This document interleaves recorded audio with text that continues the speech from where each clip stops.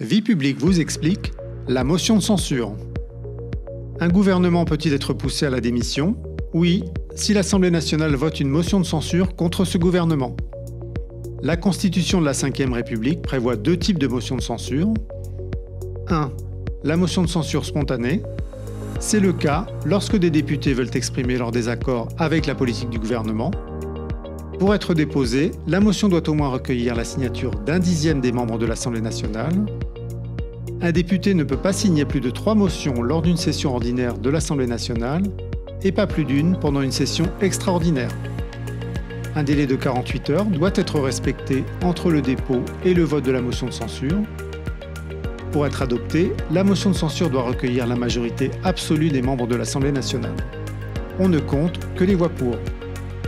2. La motion de censure provoquée. C'est l'hypothèse où le gouvernement engage sa responsabilité sur un texte de loi. Si les députés ne déposent pas de motion de censure dans les 24 heures, le texte est alors adopté sans vote de l'Assemblée nationale. Le gouvernement ne peut engager sa responsabilité que sur un seul texte par session parlementaire, hors texte budgétaire. Comme pour la motion spontanée, la motion provoquée requiert au moins un dixième de signature de députés. Seule différence, les députés peuvent en signer autant qu'ils veulent lors d'une session.